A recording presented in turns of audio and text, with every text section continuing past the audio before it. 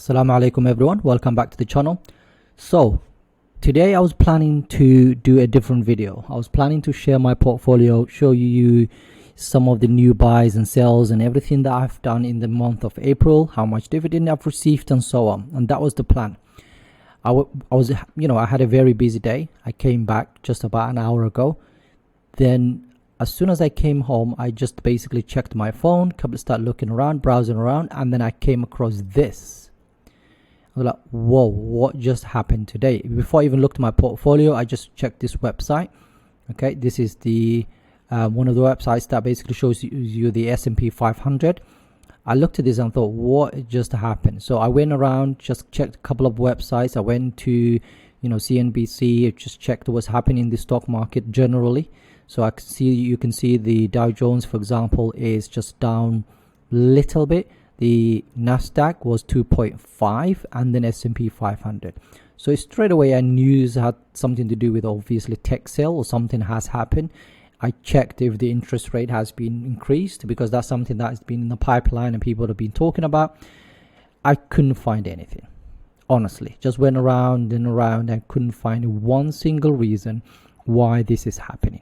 So I thought, okay, let me just literally haven't scripted anything. I just want to share my opinion of what I think is going on here. Because as you can see, all the tech companies were on sale today. So you've got Tesla, which is down about 6%, almost 6.5%. Amazon, you've got Facebook that's down 4%. Google is 2.5%. Then you've got Qualcomm that's down 6.5%. Then you've got Broadcom that's over 3%, almost 3.5%, more than 3.5%. Then you've got all the other companies that are, for example, AMD, you've got Nvidia, you've got Microsoft, you've got Apple, you've got Visa. So I thought, hold on a second, there's something going on here because you can see there's a shift. All these companies on the technology sector side of things are on sale. Okay, even Netflix, right? Then you look at the value stocks, basically the consumer defensive. You look at the household defense, basically products like Procter & Gamble's and, for example, Kimberly-Clark and all the other companies. 3M is up by 2%. So I just thought, you know what, let me just share my opinion of what I think is happening. So if I show you my portfolio, is actually down over £500 just today. Okay, so at the beginning of the day it was about 200, basically £26,000 and 267. Okay, right now it stands basically £25,772. Okay, and as you can see, it's still changing because the stock market just closed. Right, so in my opinion, this is what has happened. So what I did was, one of the things I normally tend to do is, like, if you've been following my portfolio journey so far, you would know that I'm just buy quality companies and I just keep them. I don't actually do anything to them other than just add to them. So I want to share with you, I want to show you a couple of things, okay, before I actually talk about my portfolio. I'll come back to that in a bit. So this is the ETF that tracks the S&P 500. Okay, it's called SPY. Okay, so SPY stock, if you type in Google, you will be able to see this. Now, if you look at what's happened in the last year, okay, you will see that it's up about 42%. A year to date, so since January, okay, it's up basically from January the 4th up until now, May the 10th, is up about 13%. So this is the S&P 500. The S&P 500 is obviously 500 biggest companies in the United States.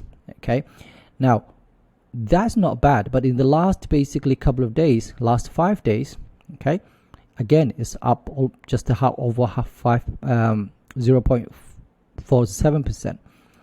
Then you get 1 month, okay, it's still in the green. Just today, just a little bit, not too much, okay, so it's down about about 1%. If you look at it over the last 5 years and you go down to the March drop last year, the S&P 500 is up 82%.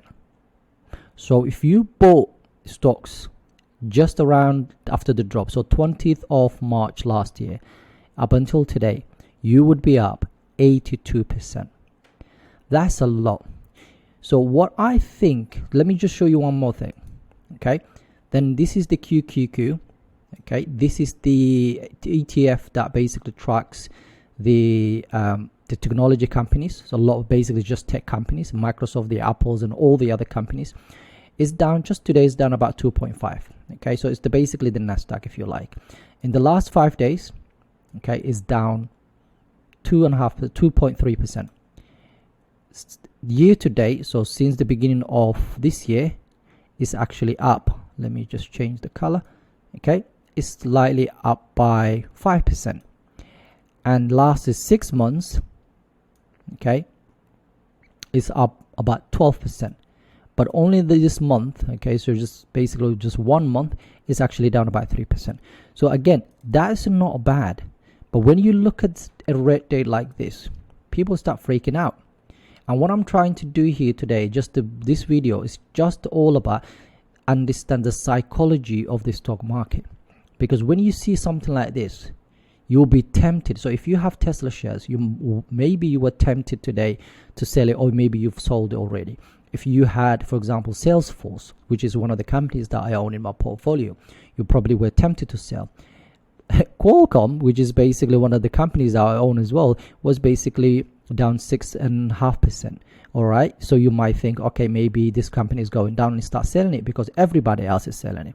Okay, but you need to know what you own, and I think we've talked about this before. Okay, you need to know the companies that you own, that is in your portfolio, and you diversify. Now, a friend of mine actually said to me recently, I said to him, you know, he owns Tesla shares, and I knew that from day one. So I said to him, how much of your portfolio is Tesla? And he said about 60%. Now, do you think he's having a good day if basically 60% of his portfolio is down at least 6.4% today? That is not a good strategy. I'm not criticizing him. He knows me. He's one of my best friends, and I always tell him, right? And we start investing around the same time. So, and I told him, listen, we need to make sure that your portfolios are well diversified. So when a red day like this, okay, you have companies like Lowe's, for example, that's up 1.4%. You've got HD, for example, which is Home Depot, it was up. PepsiCo is almost 1% up. Then you got Procter & Gamble, that's almost 2% up. You've got 3M, which is 2% up. Okay, you've got other companies, Johnson & Johnson, the Pfizer's, okay, the Merck is down a little bit today. You've got other companies other than the tech companies and whatever, okay? And you don't want to be heavy on one single sector. Now, we showed you yesterday, I showed you, if you watched my video yesterday, I've talked about diversification, okay? And this is my portfolio of all, and this is only, by the way, the dividend paying companies, okay? So Tesla is not included, or Salesforce and companies like that. And as you can see, my portfolio is not really well diversified. I'm still trying to build this portfolio. It's still early days, but you can see 34% is tech. So today, no wonder it was actually down, you know, almost £500 down. But because Tesla is part of this, okay, that's probably one of the reasons, because Tesla was down, let me show you exactly, 6%. So it was down 43%. So I've lost about $43, okay, per share, and I own 7 shares. Okay, so just today. Same thing goes for Qualcomm. Okay, it was down $8 or almost $9 per share. I own 9 shares. So what you need to do is have a well diversified portfolio that will pay you. So for example, I own 3M shares, and they were up basically about $4 per share today. Now, 4 times, I don't know how many shares, 11. Okay, so that basically kind of balances each other out. So when you have a diversified portfolio, okay, which is what I'm trying to do here, I'm not saying it's still there, okay, it's getting there slowly, inshallah, and maybe in the next 12 months it will be actually well diversified to the point where, you know, each sector will have about 25%. Okay, and I would include, you know, things like financials, real estate, and energy, and so on. So when one sector of the market is down, is my overall portfolio is not affected, because my portfolio is not just for this month or next month, is for the next 5 to 10 years. I want to buy companies that will be around for at least another 10 years, that will pay me dividend, okay, or basically capital gains, and see how it goes. So when you see something like this, please stop panicking. and stop worrying about it. If you bought companies like what is in the basically ARK Invest, okay, this is basically Cathie Woods flagship, if you like, ETF. And if you look at for the last month, okay, it's down about 15%. For the last 6 months, this is up about 5%. So if you bought here, okay, right now you would be down quite a bit. So if you start buying it when it was $156 and right now it's only 100, okay, you've lost quite a bit of money and you'll probably be panicking.